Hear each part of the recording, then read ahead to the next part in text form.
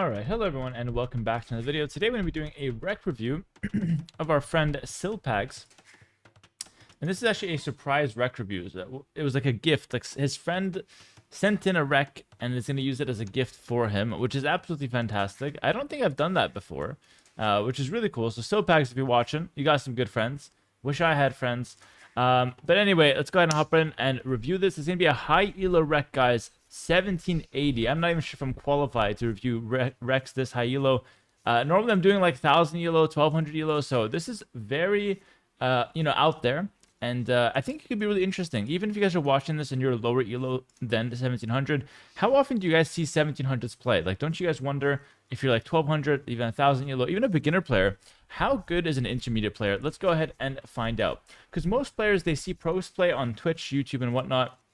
And then they see themselves play, which is usually like beginner player or whatnot. But you don't necessarily see too much of what's going on at the intermediate level. So, with all that said, let's go ahead and take a look at Silpags' gameplay. Rocking the Khitans versus the Chinese. And it's Arabia. I think they picked civs, because these are both two top-tier civs. So I imagine it's a pick civ on both sides. It could be like a random, and they just got, happened to get two good civs. Small mistake there, eating that goat, but this is a mistake that he knows it is a mistake, just a little bit of an accident, so I don't really call it out. It's not a big deal. He's also going to be luring in the neutral deer in the front of the map, so, fairly interesting there. Once they get off to a good start, this is something I recommend to mid and high elos alike. If you're a beginner player watching this, don't even look at the neutral deer. It's very hard to lure. Okay, this is maybe the first thing I can comment on. I don't like this space between the mill. For a few reasons, or from the mill to the berries. For a few reasons, all right? Some high elo stuff here. We're going to take the pen out. I know you guys like the pen. So, leaving a space is sometimes good, because you get to, like, basically what you do is you wall here, and then you wall here and here, and then you have, like, 4 vills here, the dots, taking berries safely. I don't mind that. It helps against, like, men-at-arm rushes and stuff. But number one, you're not up against the men-at-arms save. You're up against the Chinese, which rarely go men-at-arms. And number two, this makes it so these 3 berries over here are very far away. You're now walking 2 tiles to your mill, even 3 tiles at this last one. So this is only good if you really want to defend yourself against men-at-arms, all right? Otherwise, it's not worth it. Also, on this current gen of Arabia, these berries are already close enough to your town center. You can just make it touching and then just wall in front, and you'll be good to go. So there's no threat of, like, I need to defend this, I need to keep this space, and you're just making it more inefficient for no reason. Now, berries, you put 4 vills up to 6 vills, and if it's just touching, it stays perfectly efficient. Also, a little thing, but let's say you make a farm here, right? That's 3 tiles for this farm. Then you're actually kind of in an interesting position, because actually, no, I think you could fit another farm here. If you can fit 2 farms here, then you're good. But if you end up running out of space because you made it a tile closer, that could be bad. But I think you fit two layers of farms, so ignore that. Anyway, only the first reason. I thought I got you on 2 reasons, but only the first one. So definitely just make that touching. It's a very high elo thing, though. Most players don't worry about it. Just make the mill touching. It's good enough. But since you're a bit higher elo, I figured I'd go into when you would want to leave that space. But usually it's just not worth it. All right, second board coming in. Good lure. Everything clean.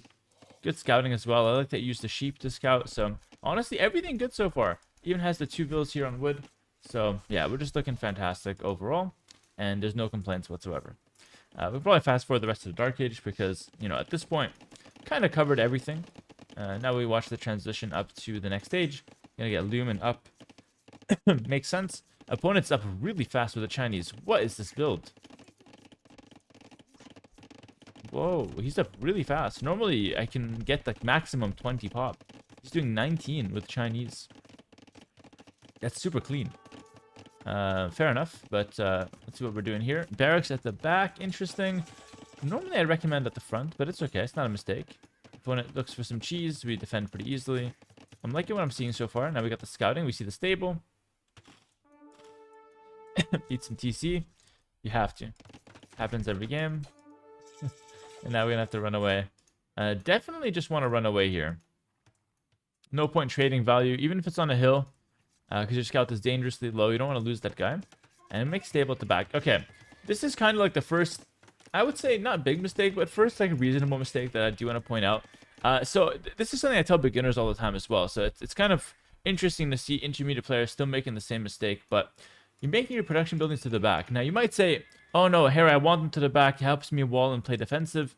Fair enough, but what ends up happening is now these berries are impossible to defend. So I'm going to pull out the pen again because we just absolutely have to here. But now these berries are impossible to defend for a few reasons. Like number one, it's it's forward and on a hill. And number two, there's nothing in front of them. But if you made like barracks here and stable here, right? Then you're in a situation where then a few walls there, and then your berries are well protected, which is very important because you're going to run out of food soon, right? But instead you made them at the back, and that's not really walling anything, which feels really weird to me. So, yeah, not a fan of those building placements, and it definitely does matter. So if you're not able to take your berries this game, that's because you didn't build your map correctly. Buildings in front help defend, and they also help give vision. So now look at our vision at the front. We got nothing. So we can only see our opponent once he's, close to our base, which is really not the best situation for us. Now I'm going to go back to berries. Again, I don't know why we weren't on berries earlier. Feels like something went pretty weird for you here. I'm not sure exactly what it was, but something definitely went weird. Like, we were only able to produce a couple scouts, and that's it. Feels like you could have been on berries a little heavier. And here we go. We didn't see the scouts come in because we had no production buildings. He comes in, engages the spear. Not the end of the world because we do take a decent trade, but... yeah, we're starting to get pressured hard on the berries, which is like the sensitive point of the map. Also, like, why are you defending the wood line here? Like, the sensitive point of the map is the berries. And if you had just made the buildings in front, walled like this, defended the berries, then you can be able to leave one spear here and one spear at the back, and you're fully walled pretty much on this side of the map. So the way you've set up your map has just been completely incorrect to start things off. And I know it's been a lot of negative things, so I do want to point out a few positives. I like how you're setting up like your game. All right, now finally the wall's coming in, which is really good. I like how you're setting up the game. It's a scout rush with Catans, something solid. You had a pretty good Dark Age, and there's nothing unusual happening besides what I mentioned. So, it's not all bad. It's not all bad, but it could be improved, which is what we're focusing on. Now we're going out with the scouts. I want to see how mid elo players, let's say like literally like the more advanced players, are microing. Nowadays the level of micro has gotten so high. People are just so good at all the little stuff. Usually you guys are missing on the macro and the strategy. Now we're getting the house walls. So you do want a wall. Yeah, you do want a wall. So this is just a hard mistake then. This would only be acceptable if you decide not to wall the front, but you do want to wall the front. You just for some reason didn't do it with your production buildings. I don't know why. Alright, opponent goes for a range here. And... alright. And maybe get some pressure. I would commit to this one. And it looks like you're going to do it as well. Look how he's stutter stepping. If you guys watched my last review, I was reviewing at 1200 elo. And it was a girl. She didn't know how to stutter step with the scouts. She would right click and forget about it. Let's watch that back again. It's very good. This is the best thing he's done all game so far. Look how he hit and then stutter stepped. He hit and then moved with the Vil. So he hits. He's going to try again. Hit and then move with the Vil. Look at that move. There we go. That's so much more efficient than just right clicking and watching them bump 24/7. So it's really good. You keep doing that with the scouts. It's going to get you so many good Vil kills. And guys at home, you need to be learning from players like this. This is very good. I'm happy I did this review. So again, you're just walling the front, just basically proving my point of you absolutely needing to defend the berries because it is a pressure point. Like to me, it's obvious. I'm not sure how it wasn't obvious to you. It's berries front on a hill. When you're going scouts, this is so crucial. The berries really help you keep that villager production and the scout production at the same time, and you just didn't defend that at all. What happens is you went so low on the defense initially, and now you're overcompensating by fully walling and making 5 spearmen, which is way too much. So I don't like the 5 spears. I'd much rather see you do better placements of position of buildings early, and then get by with like 2 spears. Because what happens is now you made 5 spears, and now your opponent's on 2 range archers. And now you don't want the spears. They do nothing. And that's the thing with spearmen, right? Spearmen is kind of like... I don't know. It's kind of like... I don't have an analogy, but you want to make as little of it as possible. You know what I mean? The more you have, the worse it is. All right, you want to just get by. They're a necessity. They're not something you want to mix in like 90% of cases, just because of how weak they are to other units. And so now the archers are out. Look at the spearmen. Look at this. All right. Yeah, 1 down. Did absolutely nothing. Okay. And now your opponent is just pressuring with archers. So what does this mean? These 6 spearmen all this tells me is that you're down. Yeah, the 5, so 5 plus 1 that died. All this tells me is you're down X amount of resources that 6 spearmen cost. So let's say 4 spearmen, because 2 is mandatory against the Scout Rush. That's fair enough, right? So now you're just down that res. You could have easily had like 2 ranges skirms yourself or something like that, and you just don't have it at the moment. You could have a market and just buy your way up. You could have already been up to Castlage. But instead you have 6 spearmen that are doing nothing. Alright, this is very important. Tower is good. It's a necessity. I like that you went for it, by the way. A lot of people, they're like, they die before making a tower. It's like, bro, what are you saving it for next game? Just make the tower and see if you survive, you know? So I highly recommend that. Never die when you can still make a tower. Kind of like in late game. Never resign if you have like 10,000 resources. Just try, you know? Make some army and see what happens. We make the tower on this side, but of course we just get pressured on the other side. It's, you know, it's a hard situation.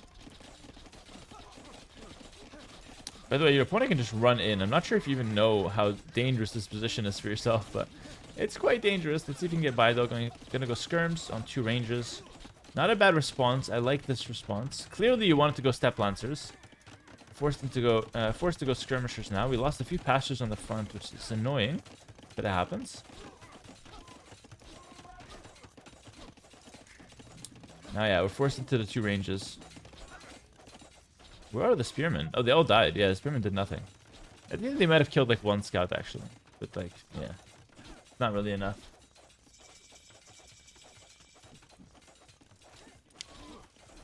So again, now we just have no advantage. Oh yeah, that's what I realized. Like, that's what I had a feeling would happen. Yeah, we're not as safe as we thought we were. Okay, good reaction though. We don't lose that much, but yeah, now we need elite skirm like yesterday. And the fact that we don't have elite skirm is a huge problem. Now we're gonna go siege workshops. We wasted 2 ranges for nothing. We're panicking full. Full panic. Okay. Yeah, things really testing. Damn, you got this build over memorized. A build over memorized. Testing, to be honest, but thank you. Yeah, honestly, I like that because this is very cool. Blue realized that like Red's playing very well, and I have to say Red's build was phenomenal. Like Red played a great game so far. So I don't even think Blue's playing bad, but let's see what he can do to stabilize here. This looks bad, but this is actually correct from Blue. You have to fight with the Bills. Maybe you've been watching my videos. That's what I recommend. You gotta land a shot though. Yes, buddy. That's good. Get the second camel in there. That 1 cross was being so annoying, bro. Just get him out of here. There we go. I'm cheering for Blue, man. I want to see this comeback. All right. Yeah, I mean, that was a disaster for many reasons, but mainly just because we didn't wall here. And he just ran in. That's a lesson for next time. The TC does not do enough. All right. So we took a lot of damage. How do we win from here? My opinion is if you take so much damage that the game is basically over, the best thing you can do and the most fun thing you can do is all in. For a few reasons, all right? Number 1, it's fun. So even if the game has been frustrating, you get to end it by, you know, playing with your own army. So you get to have as much fun as possible, which matters, to be honest. It does matter. And secondly, look at the situation. If we try to add a town center right now, try to get back into the game with economy, our opponent's already on 3 TCs. There's no way we're going to catch up on this villager, villager lead if we just start doing it ourselves. We have to make military and hope to take some good fights, maybe get a little lucky, and overwhelm our opponents. So 100% you should just all in here. Siege, camel, maybe some step lancers, get the upgrades. That kind of stuff could be good. There's a few things I want to talk about in Feudal Age as well, by the way, but we'll get there when we finish the review. I'll go back a little bit. All right. Yeah, so again, you have the right idea, but unfortunately our opponent just has too much army at on the field at the moment. Now we're going to go for the monastery. Yeah, camel siege is good. Now we're going to go for some pastures. Yeah,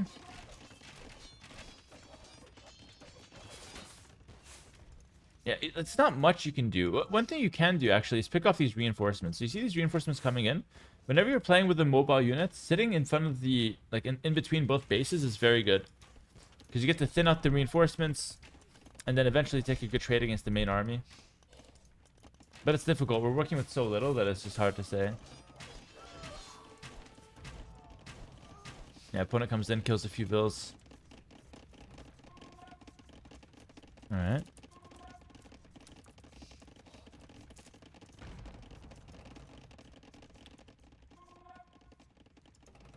Now he's gonna try to move out.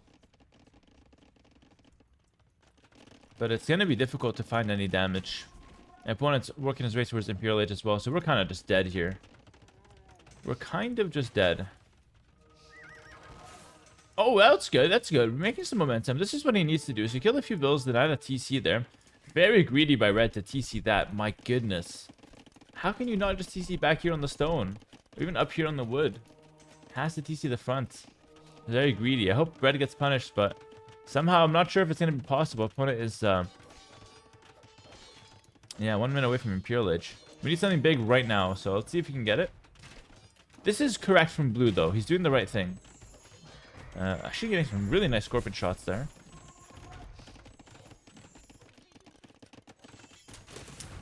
Alright. Going for some siege on the range. One thing you can do, a lot of people don't know this, but I'm bring out the pen real quick. When you have siege and there's multiple buildings like this, you want to attack ground in between buildings. So here and here. Don't just right-click a building, because that way you can kill 2 at once with the attack ground method. If you right-click, you only kill 1 at a time.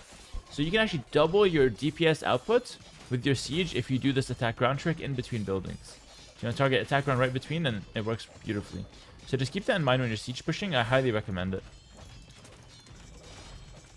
Alright, let's go for the town center. Again, I just don't see how we hold Arbalest, but I will say you did the right thing to just try to 1TC. You know, Siege Camel, it's a good comp in theory, but I think we're just too far behind. I think it would be a miracle if we win this game at this point. But win or lose, we're going to go back and review a few things as well. So I do want to talk a little bit about what happened earlier as well. Alright. Okay, some good shots. Yeah, but it's, you know, Arbalest, we're seeing like bracers in now. He just sits still and we'll kill everything, yeah.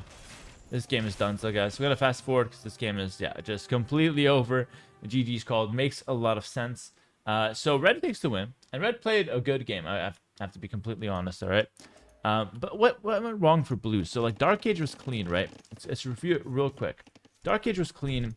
But really, the beginning of the end was the building placement, if you think about it. Because we lost at the berries. Also, when you make this transition to Feudal Age, you want to have, like, you know, 4 or 5 on berries constantly. At some point, we had, like, 0 on berries.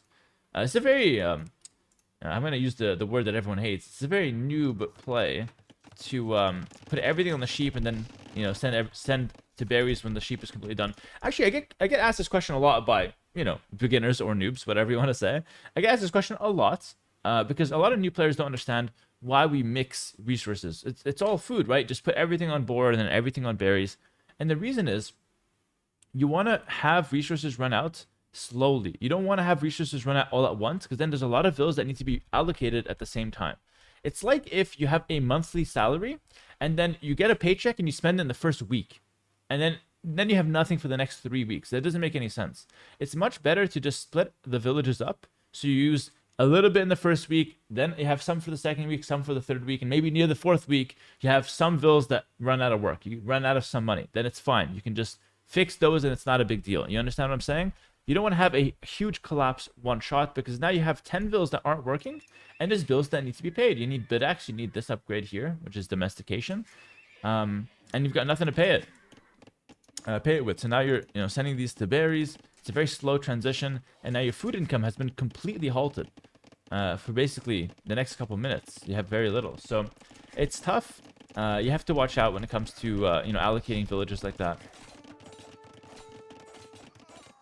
But overall, I think, you know, besides that, you did a good job. And I do want to comment on one last thing, which is the walls. So again, I talk about this all the time, but your walls kind of betrayed you as well. Because you walled so close to your base and not on a hill, your opponent just took the hill later on and just broke into your base.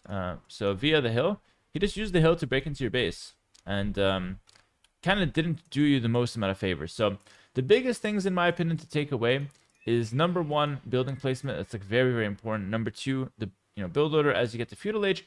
And then number 3, I would say, is how you go about your responses. Because you responded with 2 ranges, which was good, but then you just stopped making the skirms. That's a huge mistake. If you see your opponent on like mass archers, you want to commit to the skirms. You made the 2 ranges and then you just didn't commit. if you see here. Around like here. So you made 4 skirms, and now you just stopped making. But if you're going to make 2 ranges, then in response to your opponent making 2 ranges, you better commit to the skirms. So you should have been on elite skirm, maybe with monks, or elite skirm, maybe with some CA, and completely abandon the stable plan that I know you wanted to do. I can see that you want step lances, but it just wasn't the case. So yeah, that's it. Packed with information. I pretty much gave you everything I can think of.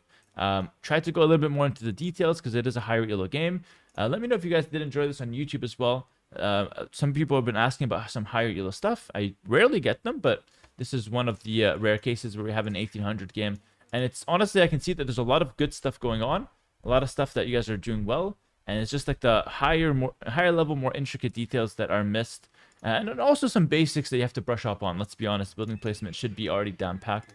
That should be something you do well every game. And I hope that I can, help you in your future games. But yeah, that's it. That's all I have. Thanks for watching. Hope you guys enjoyed. If you guys want to get better at this game, make sure to check out my Patreon for all the exclusive guides and content. And if you guys want more content from me, check me out on Twitch for my live stream. Links to both in the description below. And Silpags, you got some good friends, bro. I hope this helps out. Hope this helps, change some of your bad habits, turn them into some good habits, and I wish you luck on your road to 2K. And if you do get it, message me, and I'll make sure to congratulate you myself. And yeah, that's all. Take care, and peace.